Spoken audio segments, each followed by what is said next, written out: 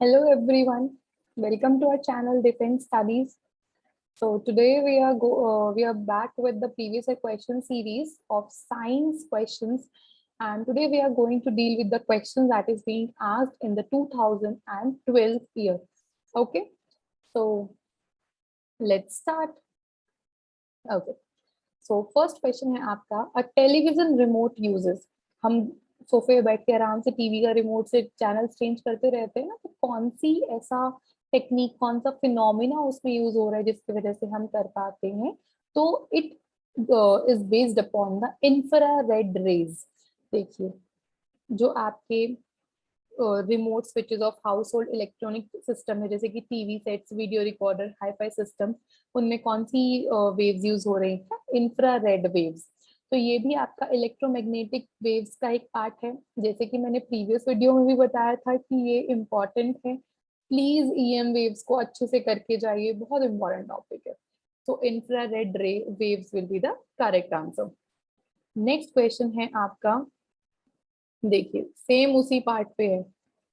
A microwave oven uses wave with a. जो microwave oven है वो कौन सी वेव्स को यूज करता है? वो माइक्रोवेव्स को ही यूज करता है. जो माइक्रोवेव्स होती हैं वो कैसी होती हैं? शॉर्ट वेवलेंथ वाली रेज होती हैं. शॉर्ट वेवलेंथ वाली तो है, तो चलो जी, ये आपका इनकरेक्ट हो गया, ये आपका इनकरेक्ट हो गया. अब शॉर्ट वेवलेंथ तो दो में है. विजिबल रेंज में आती हैं क्या माइक्रोवेव्स? नहीं, इनविजिबल में आती हैं. So the answer will be the correct, कि स्मॉल वेवलेंथ है और जो कि इनविजिबल रेंज में आती है. कि जो विजिबल रेंज में आती है वो तो विजिबल स्पेक्ट्रा हो गई, ये इनविजिबल रेंज में आती है. ठीक है. नेक्स्ट क्वेश्चन है, a thin pin of iron can be made to float on water. कई बार आपने मस्ती मस्ती में किया होगा ना, कि पानी की लेयर पे आपने धीरे से पिन रखा होगा और वो नीचे नहीं गिरा होगा. क्यों? क्योंकि आपका जो या चींटी को आपने कभी पानी के ऊपर चलते हुए देखा होगा. क्यों चल पाती है? क्योंकि जो आपका पानी होता है उसके बीच में एक फोर्स होता है, सरफेस टेंशन का फोर्स होता है, जिसकी वजह से वो पार्टिकल्स जो है वो एक साथ होल्ड में रहते हैं. सो सरफेस टेंशन ऑफ वाटर की वजह से जो आप धीरे से उस पेन को रखते हो तो वो फ्लोट कर जाती है. So surface tension of water.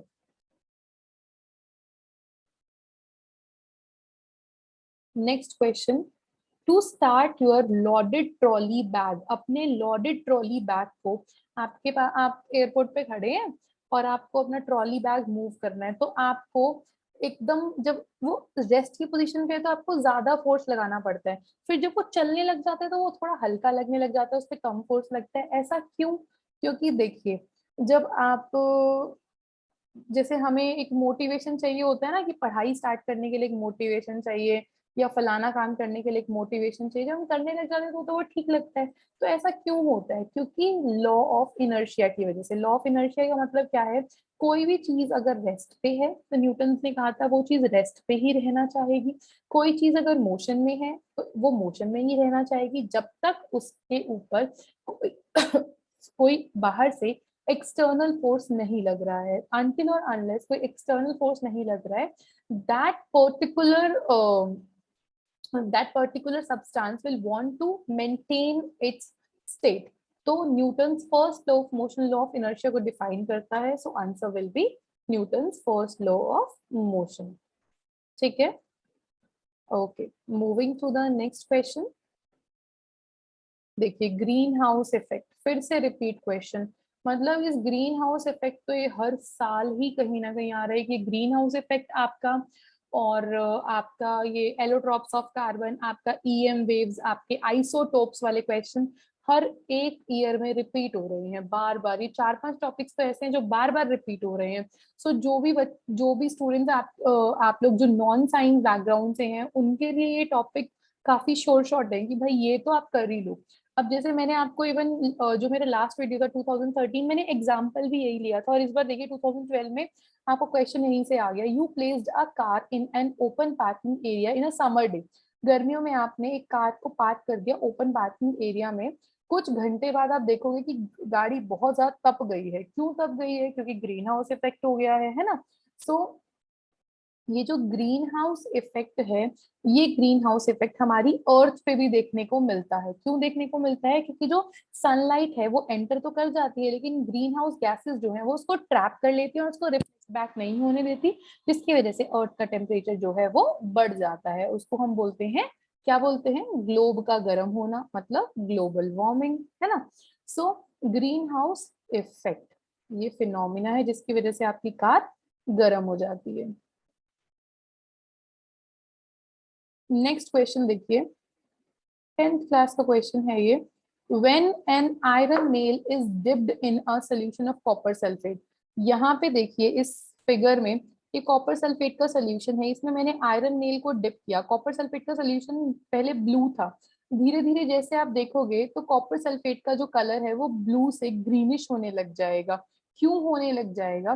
Greenish या ब्राउनिश होने लग जाएगा। The iron nail become brownish in colour and the blue colour of the copper sulphate solution fade हो जाता है कलर। क्यों हो जाता है? क्योंकि जो आपका आयरन है वो कॉपर सल्फेट में जब गया तो वो कॉपर को रिप्लेस कर देता है, डिस्प्लेस कर देता है उसकी जगह से, और खुद अपना कंपाउंड बना के बैठ जाता है। इसको मारता है धक्का, कहते हैं चल हट मैं बैठूंगा, और यहाँ पे क्या बना लेता है? आयरन सल्फेट, और कॉपर बेचारा हो जाता है अलग। तो ब्लू कलर तो कॉपर सल्फेट की वजह से था, अब कॉपर सल्फेट बचा ही नहीं, अब तो क्या आ गया? फेरस सल्फेट आ गया, which is green in colour. So ये एक रिएक्शन होगी इसमें, और इस रिएक्शन का क्या नाम होता है? डिस्प्लेसमेंट रिएक्शन, जो कि पोजीशन क्या हो रही है? डिस्प्लेस हो रही है, चेंज हो रही है। देखिए ये क्वेश्चन, ब्लीचिंग पाउडर वाला क्वेश्चन भी रिपीटेड क्वेश्चन है, बार बार बार बार आ रहा है। पहली बार इसके बारे में आ रहा था कि वो किससे मिलके बना हुआ था, अब इसके बारे में ये आ रहा है कि ब्लीचिंग पाउडर जो हम पानी में डालते हैं, तो उस ब्लीचिंग पाउडर का क्या रोल होता है कि वो जर्म्स को क्या कर देता है? किल कर देता है, तो मतलब डिसइंफेक्शन करने का काम होता है। तो हम इम्प्योरिटी रिमूव करने के लिए, या डिसइंफेक्टेंट, तो ज्यादा करेक्ट क्या है? डिसइंफेक्टेंट, तो disinfectant will be the correct answer. अब देखिए इस क्वेश्चन में आपको बोला है चार गुब्बारे लिए हैं आपने, चार बलून्स लिए हैं, A B C and D. A में आपने भरी हाइड्रोजन गैस, बी में भरी ऑक्सीजन गैस, सी में भरी हीलियम गैस, डी में भरी नाइट्रोजन गैस। हाइड्रोजन का एटॉमिक मास देखो 1.008, हीलियम का 4.003, हाइड्रोजन का 1 मान लो, हीलियम का 4 मान लो, और सी में क्या भरी थी? ऑक्सीजन भरी, नहीं सॉरी, बी में भरी थी ऑक्सीजन, ऑक्सीजन का 16, नाइट्रोजन का 14। तो सबसे कम किसका है? हाइड्रोजन का है। तो इन्होंने कहा हमने इसको हवा में छोड़ दिया, कौन सी जो बलून है वो सबसे ऊपर तक जाएगा? जो सबसे लाइटेस्ट होगा, सबसे लाइटेस्ट कौन सा होगा? हाइड्रोजन। सो बलून ए में हाइड्रोजन फिल थी, इसलिए बलून ए सबसे ऊपर तक जाएगा।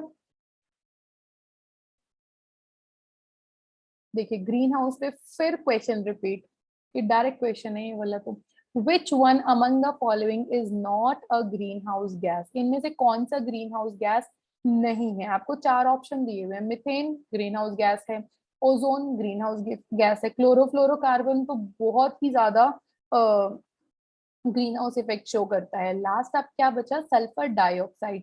जो सल्फर डाइऑक्साइड है वो एक ग्रीन हाउस गैस नहीं है, लेकिन वो एसिड एसिड रेन करने में हेल्प करता है।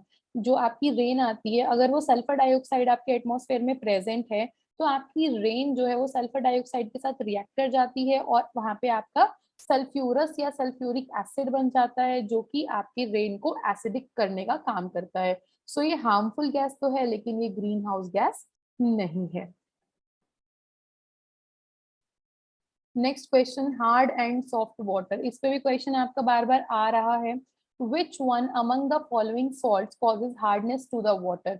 जो आपका कैल्शियम हाइड्रोजन कार्बोनेट है या कैल्शियम बाई कार्बोनेट है, वो आपका हार्डनेस ऑफ वाटर बना करवाता है, आपके वाटर को हार्ड कर देता है, जिसकी वजह से वो जो हम सोप उसके साथ रगड़ते हैं तो लेदर नहीं आ पाती, साफ नहीं हो पाता।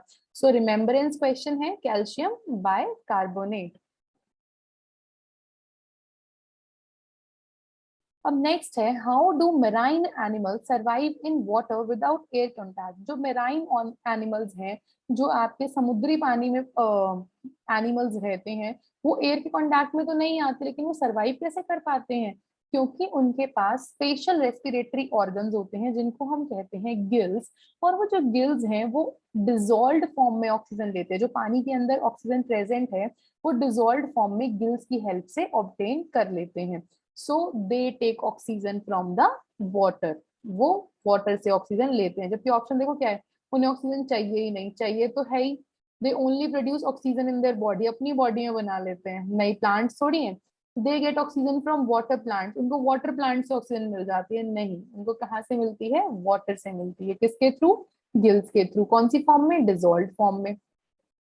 नेक्स्ट क्वेश्चन है, जो हम यूज ऑफ टैमरिंड जूस, जो हम टैमरिंड का जूस पीते हैं, वो हमें किस चीज में हेल्प करता है, वो हमें डाइजेशन में हेल्प करता है, इजी डाइजेशन करवाता है हमारी फूड की।